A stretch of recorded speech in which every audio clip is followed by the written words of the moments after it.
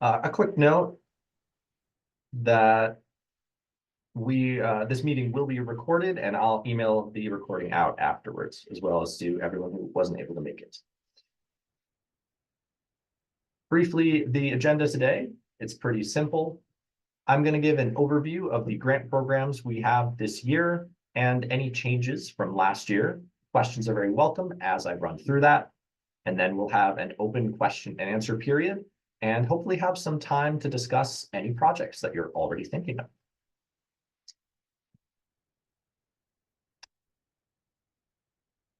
First off, we've got the regular surfboard grant round, the one that we're all very familiar with. These are projects that promote recovery of salmon, steelhead, and bull trout in the Yakima Basin. This year, we're expecting a pretty regular amount of funding, about 1.5 to 2 million. In addition, we have a second year of the riparian grant program that we had in 2024. This is a program for projects that protect and restore riparian areas. We expect about $1.5 million from the legislature for this grant round. But of course, with the budget shortfall, there is a chance that the legislature won't fund this program or will fund it in a smaller amount. When Alex and I, along with others, went to Olympia last week, there was a wide range of comfort with the budget shortfall. Some folks thought it was going to be closer to 5 billion, some 15 billion. So we are still waiting to see how that shakes out. I believe the budget will be released in March, but we are still optimistic that we will get that 1.5. Regardless, we will have at least 1.1 million, because the way that the riparian grant program was set up, any unallocated funds from our 2024 round are allowed to roll over into 2025. And we ended up with 1.1. So that's our minimum, and we expect up to 2.6 million.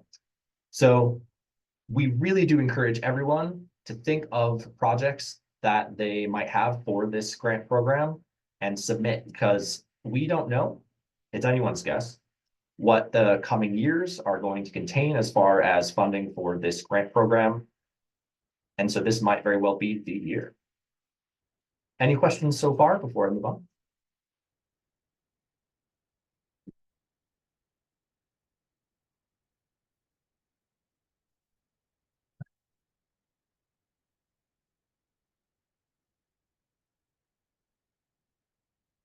Both of these grant programs are going to follow a very similar, the same schedule and process, just as they did in 2024.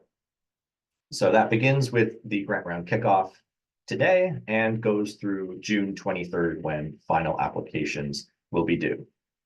This schedule is contained in the RFP and the lead entity manual, but I'm happy to go back to it if anyone wants to take another look. For now, I'm going to move on to the most pressing, most immediate items to be aware of. Pre-applications are due at the end of this month, the very last day, February 28th. That's coming up really quick. That's only a little over 2 weeks from today. And Alex and I really want to extend an offer. If you want to schedule a meeting, if you've got any questions that you'd like help with between now and then, please just shoot us an email, give us a call, and we can help you figure out how or whether you want to submit those pre-applications. Once the pre-applications are in, we will have the conferences the week of March 10th through the 14th.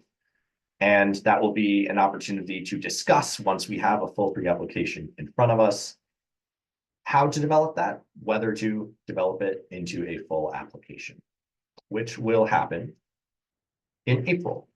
The due date for full applications in PRISM is April 7th. And then later that month, we will have sponsor presentations where sponsors will present a slideshow to our citizens and technical committee.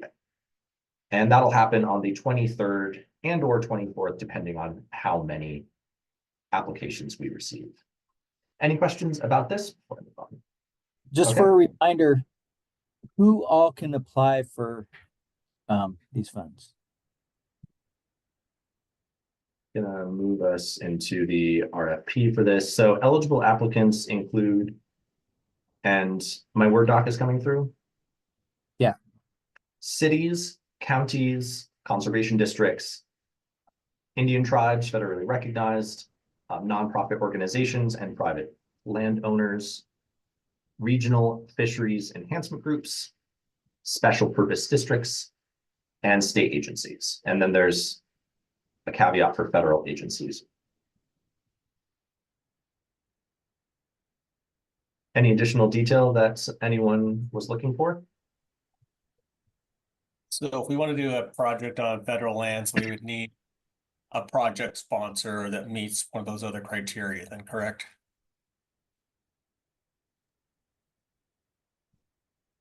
My understanding, so yeah, USFS, yeah, it would need to collaborate with one of the other eligible applicants. Okay, thanks.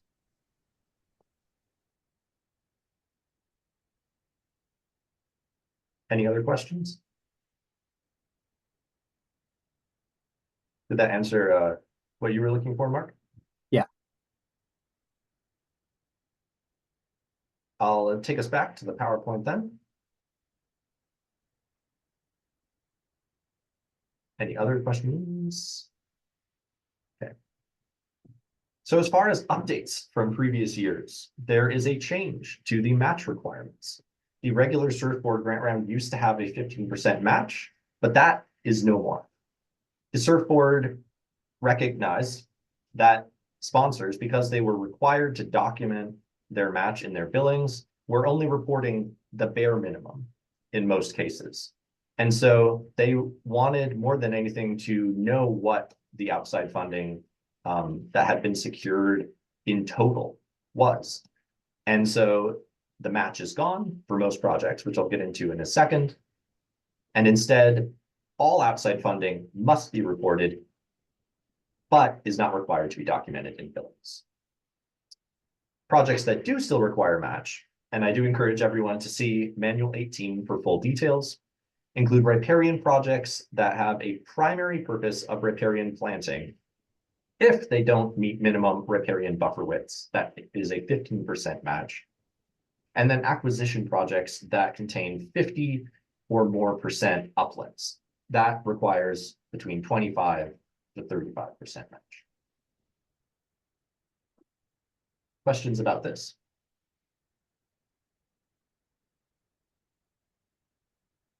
Excitement to not have to report match anymore.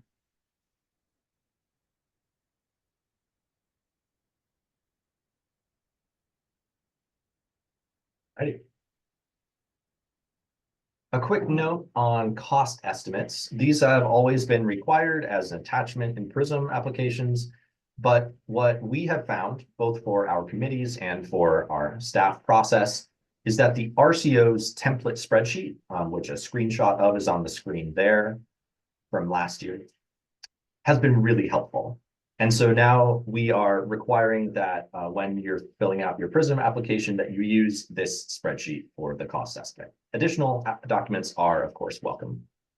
And notably, this is one place, I believe, of two, where outside funding will be reported in those green columns that currently say match, but should say outside funding now. I'll move on. Want to highlight the tag focus project list. So this, for any sponsors that are unfamiliar, is a list of our highest recovery priorities as determined by our technical advisory group. Specifically, a project proposal that significantly addresses a focus project will receive 10 bonus points in the scoring matrix.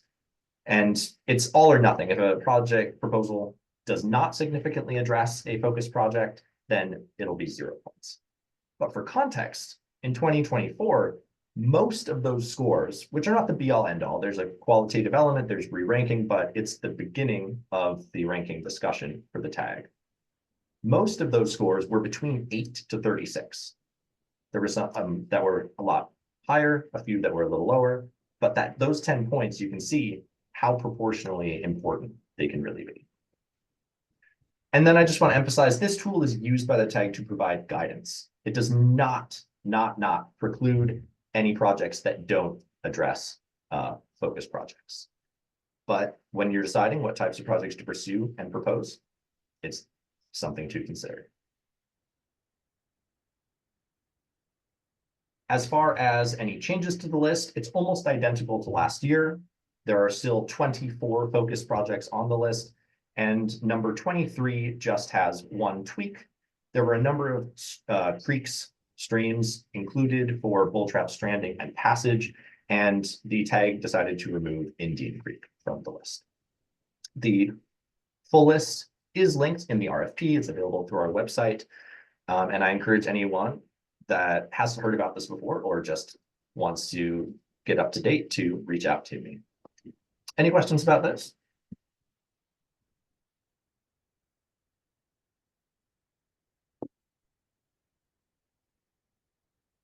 All righty. One other thing that I've been working on this winter is a new guidance document, a one-pager for writing project descriptions for Prism. I've been in touch with RCO about the importance of project descriptions as a first impression of the project, both for our committees as well as the public. It's sometimes the only impression, the only thing that the public learns about a project. And so put together this concise guidance document to help write the best project descriptions that you can to put the best foot forward for your projects. Strongly encourage applicants to review that and also invite applicants to reach out to me for assistance drafting that project description, both before the initial application submission in June and the final application submission in July. This isn't something that we've explicitly offered in the past, but want to invite it going forward as an option. Any thoughts, any questions?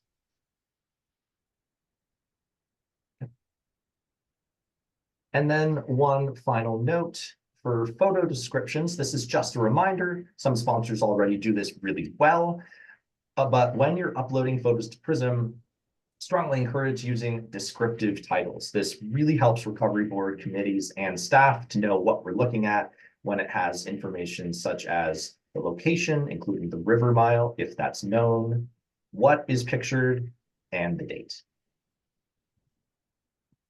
Any questions about the riparian and regular surfboard grant round before I move on to the monitoring grant round?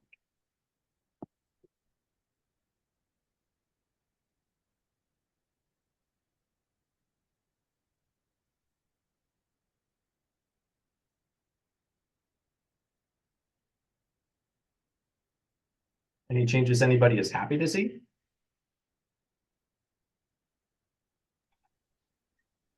Low match. Match, baby. Yeah. Right on. And I really like your Oh. little cute graphic, Shane. Good job. Thank you. Hopefully they make these slides a little more interesting.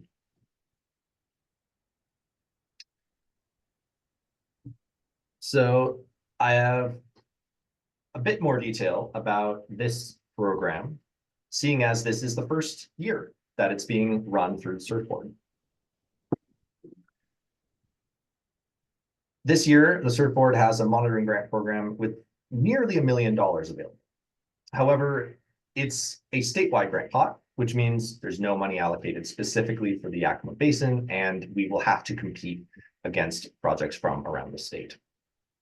Projects may be up to $300,000, and each region, the Yakima Basin Fish and Wildlife Recovery Board is one such region, can submit up to 2 projects.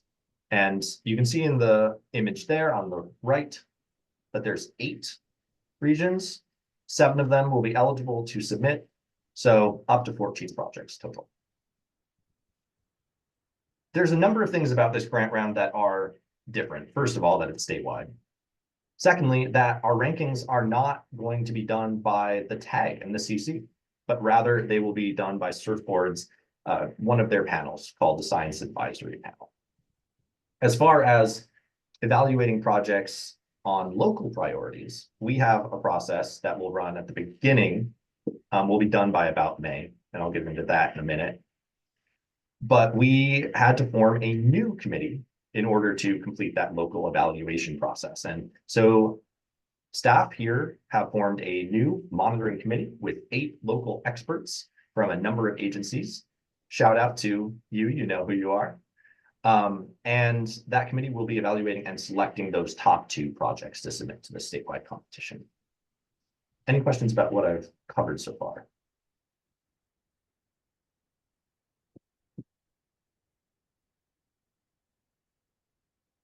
Okay, so there's some logistics.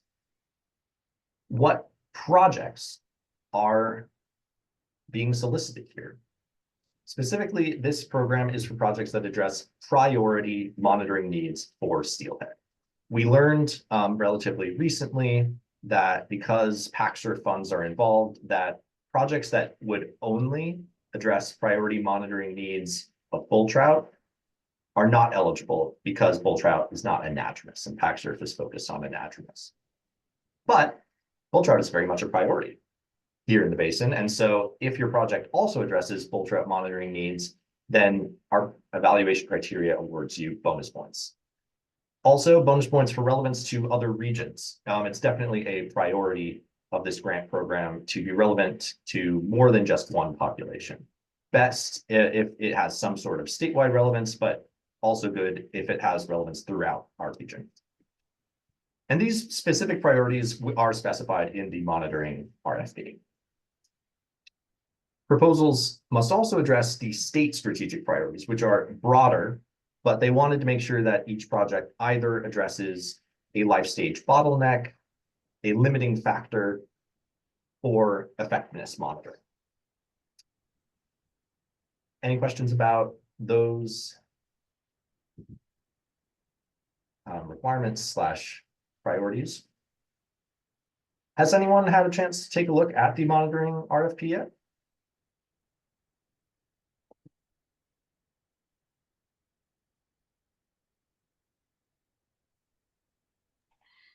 I've not dug into it as deep as I probably should have by now, but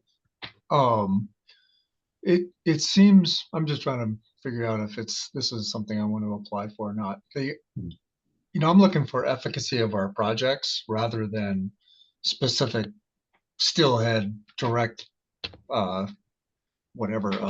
effects on effects to steelhead. Is that even worthwhile, you think? You said we have a project, we're doing before and after studies of stream aggradation, temperature, things like that. Nothing really specific on, hey, how many steelhead or is this tracking back right now or something like that. But I don't know. Is there a link, a plan to use that data to inform a future restoration project? Yeah, that's what it would be used for, is for guiding our restoration. In my case, low-tech, process-based.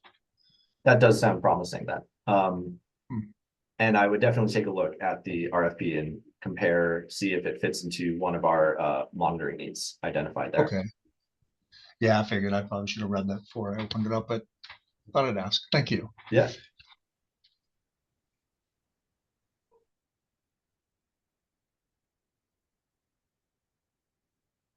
This is new ground. We've been figuring it out as we go. And I assume that there's a lot of uncertainty still out there about what this grant program is for. And so want to make sure that I'm holding space for those questions. But I'll move us along to the next slide for now. So as contained in the manual on this grant program, the proposals are supposed to collect and analyze new data. So it can't solely interact with existing data. In addition, the projects should complement, enhance, or leverage, be additive in some way to ongoing monitoring efforts, although this doesn't preclude a brand new project that's looking at something that hasn't been looked at before. And then to have a plan to communicate the results. One of the big goals, objectives of this grant program is for the knowledge to be useful to as many people as possible. So that is a key requirement of your proposal. And then a logistical thing, unlike the regular surfboard grant round, all projects in this grant round have to be either submitted by a region. Welcome, Corey. Or be vetted by the region and submitted on their behalf by an eligible partner. So as opposed to an eligible partner just submitting by themselves, we, the Yakima Basin Recovery Board, will be co-sponsoring. We're not looking to submit any projects by ourselves, but rather seeking eligible partners with whom to partner. And then the vetting will happen through the monitoring committee in February through April. Any remaining questions about, or outstanding questions about the monitoring grant program?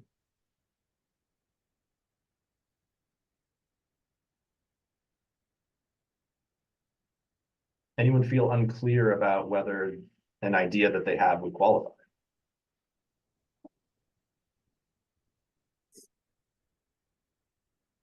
Have you guys discussed, even just off to the side, about ideas about potential projects?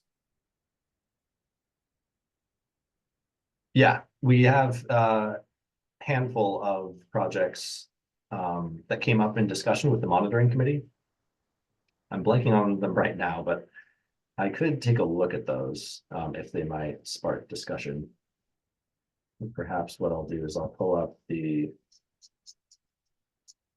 RFP. So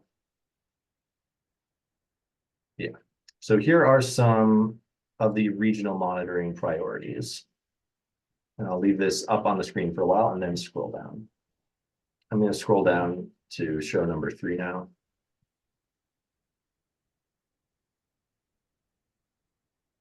And I'll just wait for another 60 seconds or so. Anybody that has an idea or a question, please do jump in.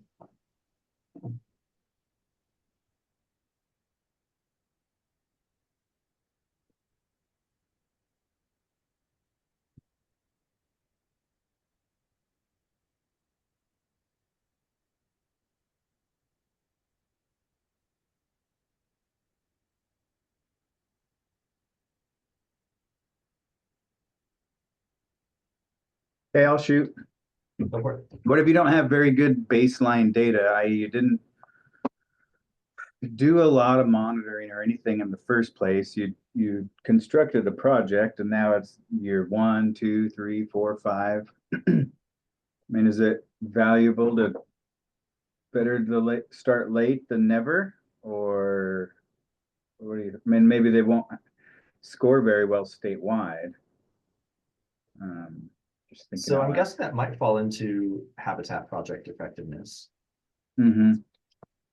Yeah, but that specific question, I think you just need to show you have a solid research design. And while people love BACI, a before-after comparison, before, after, and control, you can also do a lot with treatment and control after the fact. You just would need to show that someone with a good sense of monitoring design had said, yeah, this is likely to produce useful information. Yeah, thanks.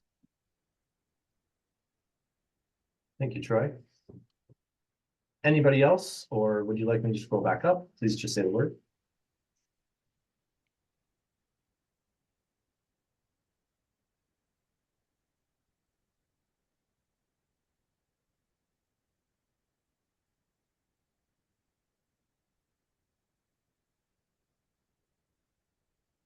Is there anybody who was unaware that we had a monitoring grant program until this presentation that is sitting on questions, would like to follow up?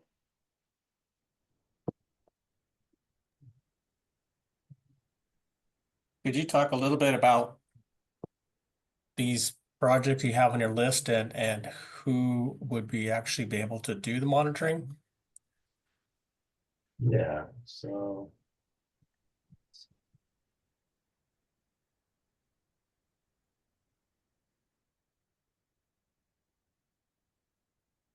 Just changed it so that I can move around without changing what you're seeing.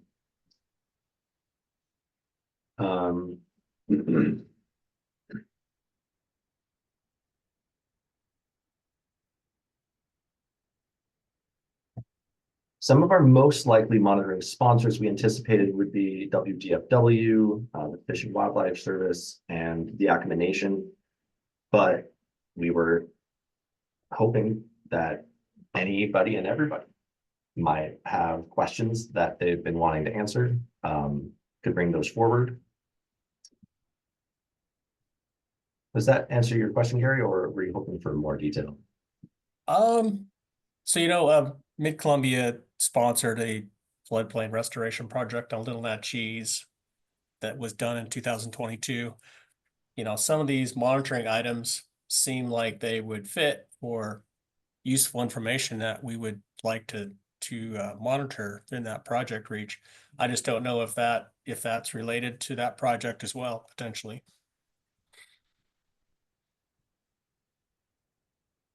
I'd say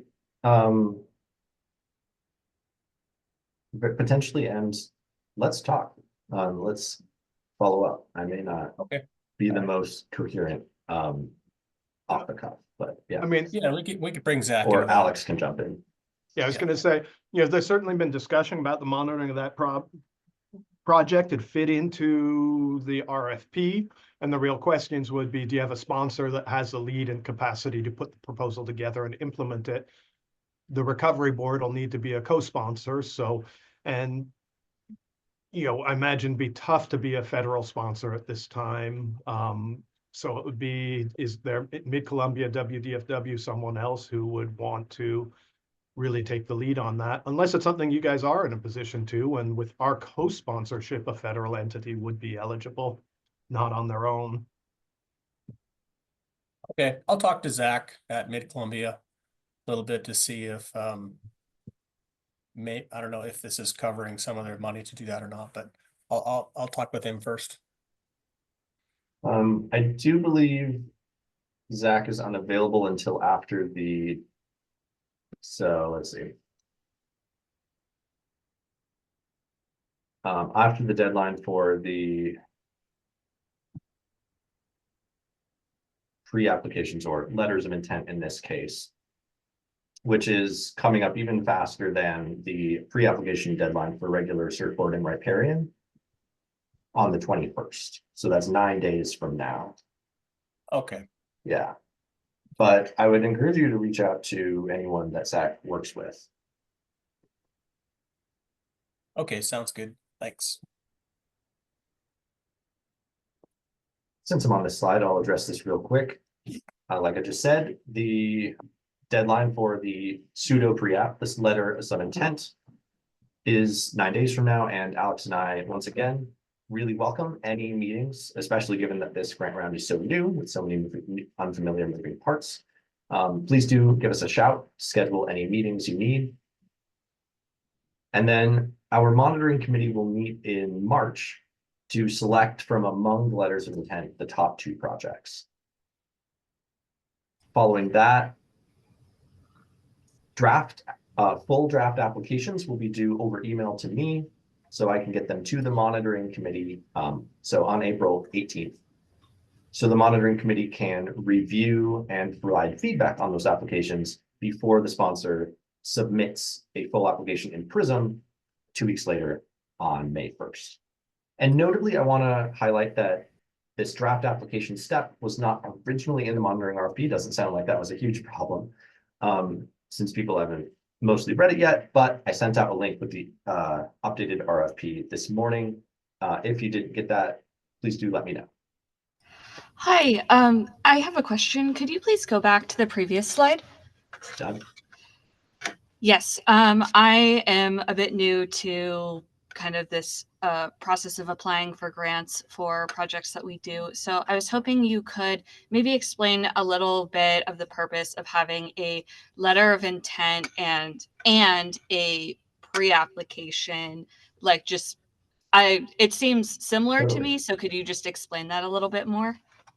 Yeah, so partly the reason that we're not doing pre-applications for both is because letters of intent are what was required by RCO, by the CERT board for this monitoring program.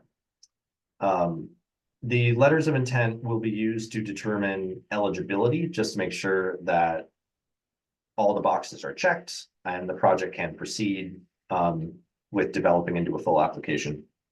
And so that's why there's such a gap between when the letters of intent are due and when the top 2 projects will be selected, is we'll be getting that information to the CERT board, and they'll come back and be like, all your projects are good, hopefully. And as far as the pre-application for the regular CERT board and riparian grant rounds go, the idea behind them is that before a sponsor goes to the full effort of generating a project in PRISM, it's an opportunity to talk with staff at the recovery board, as well as our grants manager and sometimes other people on this pre-application team, and see if you want to move forward with it or how you would like to. And that's the purpose it serves. Does that answer your question? Yeah, it just still seems, they seem very similar to each other, but I understand if, you're required to have like a letter of intent for, one of the applications. But just to be clear, no project should have to fill out both. You either do a letter of intent or you're doing a regular riparian project with the pre-app. Okay, thank you. That helps a lot. Good catch, Alex. And the letter of intent has a form that is in the RFP, and it might surprise you. It is very similar to the pre-application. There's a number of questions and then spaces to fill in answers, as opposed to something like a letter format, with a dear XYZ and sincerely that. It's not what I thought it was at first. I could pull that up briefly, actually.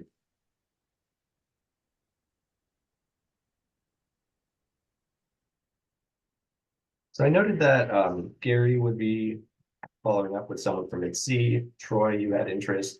Is there anybody else that would like to follow up with us about this at a later date? Any interest you'd like to express now? No, mine was more of a general question, and I don't wish to, Okay. I don't need to follow up. Thank you, Shane, for tracking that though. Sure thing.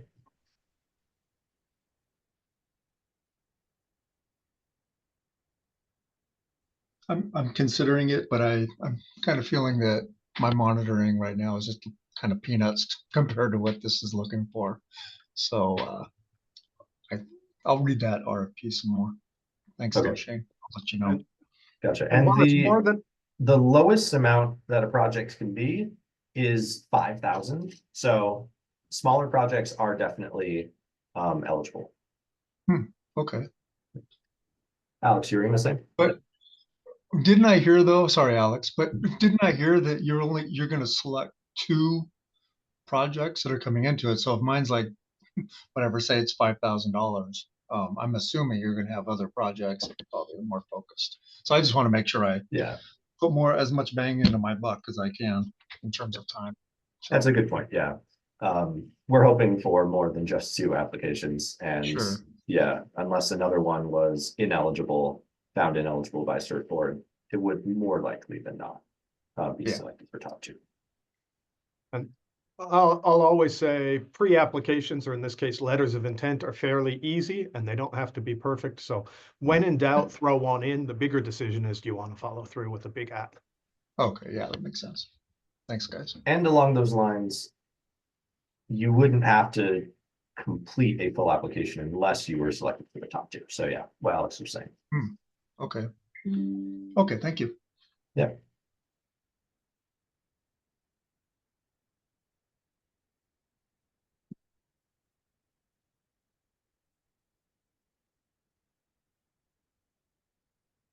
I'll go ahead and take us back to the PowerPoint then. Really quickly want to let everybody know there will not be a targeted investments grant round in 2025. It's just the 3 that we've gone over: regular, riparian, and monitoring. But the Recovery Board is working to secure funding for last year's projects that haven't already been funded. The legislature potentially could fund the Gold Creek restoration and the Tandem Village restoration projects that were in the pot last year. And with that, want to open the floor up to a more general question and answer period if there's anything outstanding. I'll just hop in here. This is Troy with Yakima County. So we do plan on submitting pre-apps for the South Fork Fish Passage. And then as well as Blue Slough and the blue. So the first one that would be more straight construction implementation. The second one would be more of a study of Blue Slough and setting us up for a permitting and implementation ask through whatever funding program in the future. It may not be surfboard, but kind of get an understanding, general agreement, landing on a concept for opening that back up on Bureau land and how it may connect down with Frog's Home.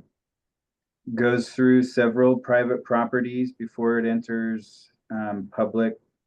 So just really trying to set up a good game plan for that, because the Corps of Engineers is going to be installing an automated head gate that'll provide water to that once again after many years. So we won't be implementing with requested funds. It's more of a study planning effort. And so that's what we're thinking of. Awesome. And that would be an assessment project. And you'd have to look at how far into the design side you'd go. And assessments are great. We do have a cap between us and Klickitat. We are capped at, I believe, 200,000 these days, or maybe it may have gone up. We'll need to double check on how much we can put forward in assessments. So if there are multiple assessments, they maybe keep competing for that cap. And yeah, they are great projects. They've been really useful. They do tend to rank in the middle of the pot. There's definitely a bias towards getting stuff on the ground, but we have funded many of them. Great. Thanks for that feedback, Alex. Thanks, Troy. Yeah, anybody else want to jump in with projects that you are already thinking about?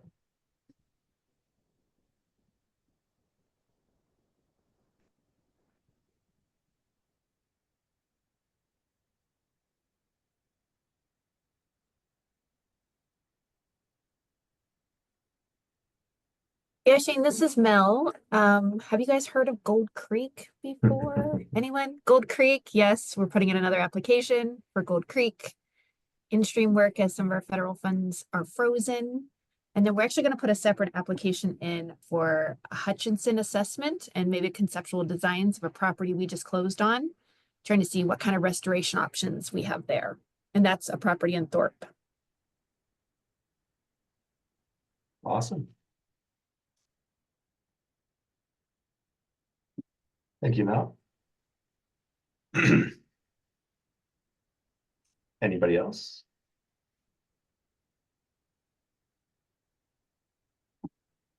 Yeah, this is Gary. I just thought I would throw out and kind of get some initial thoughts on how you guys feel about funding some aquatic organism passage projects. In the last few years, we had a fair amount of money that we got a bunch of AOP sites designed.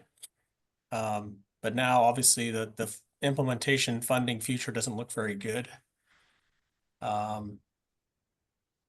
know I've tried to get like surfboard monies for road decommissioning. That just didn't go very well on national forest lands, but I wonder if maybe an AOP might be more competitive. Maybe not this year, but sometime in the future.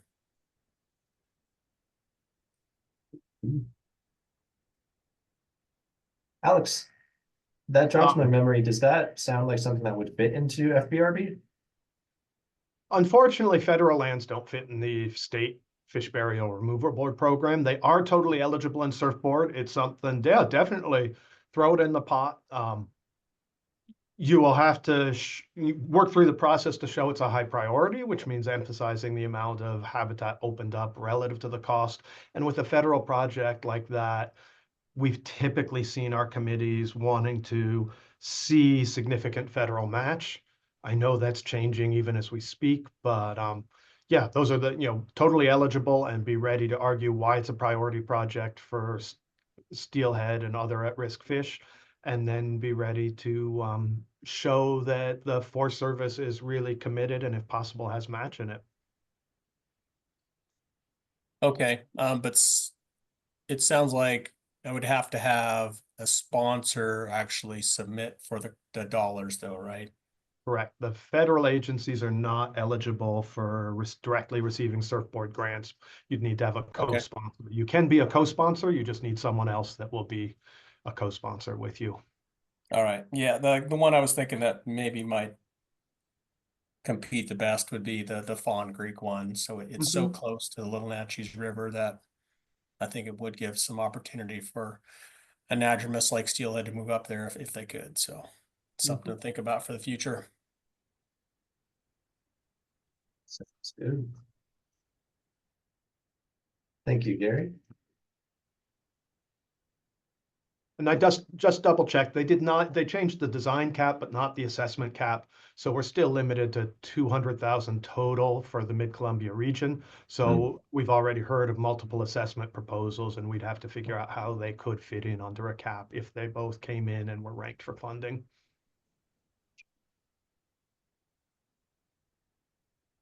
Thanks.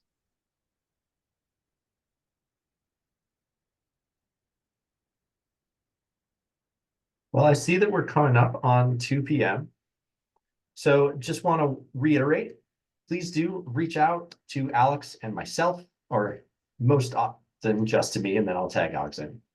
And bring your questions to us, bring your ideas to us. And if you're confident already, maybe you've been through the process of Punch, then bring your pre-applications to us and we'll discuss those in conference. Alex, any parting thoughts?